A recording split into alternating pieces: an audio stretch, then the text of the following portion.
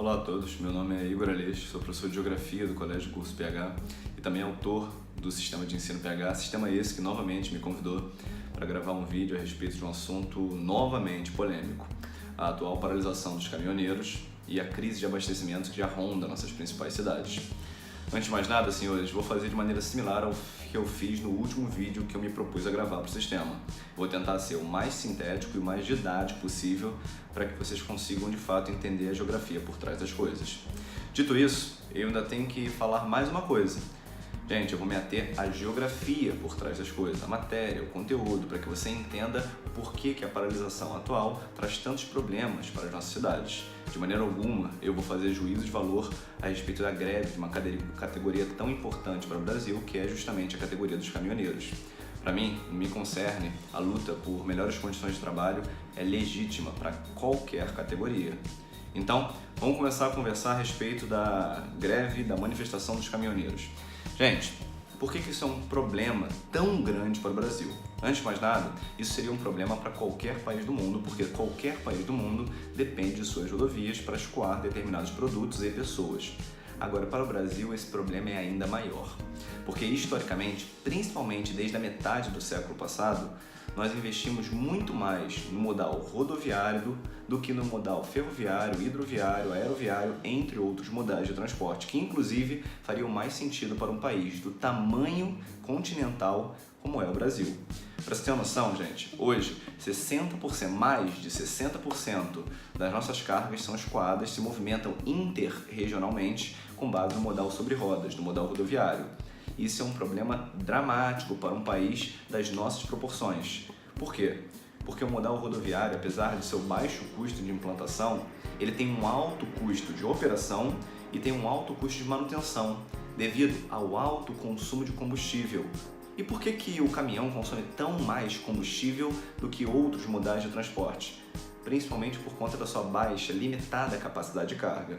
Se você colocar lado a lado o modal rodoviário e o modal ferroviário, você consegue mensurar a discrepância entre os dois, a desigualdade de transporte entre os dois.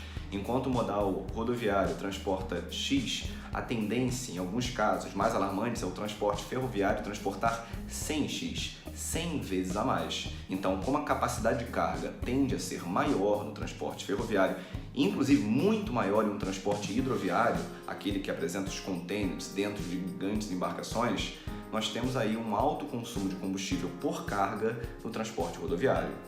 E o seu país, Brasil, ele é majoritariamente integrado por esse transporte rodoviário. Tudo passa por rodovia dentro do Brasil. Logo, o consumo de combustível, no caso diesel, que é o que movimenta o caminhão, é muito alto, muitíssimo alto para a quantidade de carga transportada. Legal, Igor, mas se não é o ideal para longas distâncias, logo, não é ideal para integrar interregionalmente o Brasil, por que ele foi adotado e por que os nossos governos, da metade do século para cá, insistiram nesse modal que, no final do processo, é prejudicial para a nossa economia e para as nossas vidas? Porque o modal de transporte rodoviário ele é bom a curto prazo. Em que sentido? O custo de implantação de uma rodovia é muitíssimo menor do que o custo de implantação de uma ferrovia ou, em alguns casos, de uma hidrovia.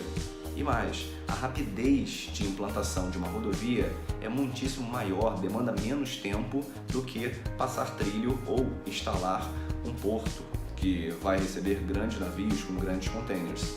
Logo, a curto prazo, para primeiro mandato, para você realizar logo alguma integração, o ideal é o rodoviário.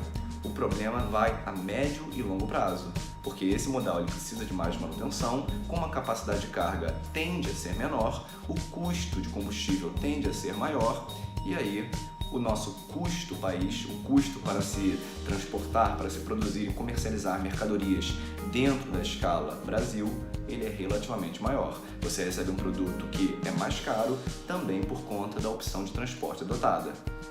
Está conseguindo vislumbrar um problema?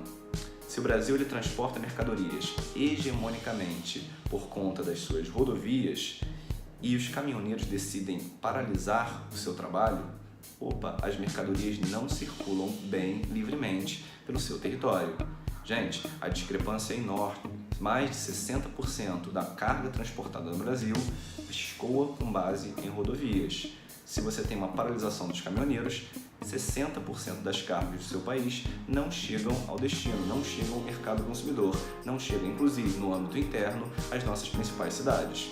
E quando você tem um problema de transporte, senhores, todos os outros setores da economia são impactados, porque não chega oxigênio hospitalar para os hospitais, não chega querosene de aviação para o outro modal, o modal aeroviário, não chega combustível, que também vem por caminhão, para os nossos postos de gasolina, não chegam os nossos alimentos, principalmente aqueles perecíveis, aqueles que estragam muito rápido, que precisam de uma locomoção constante, como legumes, verduras e frutas, eles não chegam também nos centros de abastecimento urbano.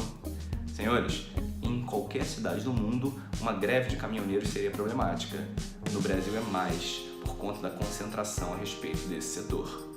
Eu espero que eu tenha elucidado alguma coisa a respeito desse problema, que no Brasil toma uma proporção gigantesca devido à concentração nesse modal, que é prejudicial para o seu tamanho gigantesco. Beijo!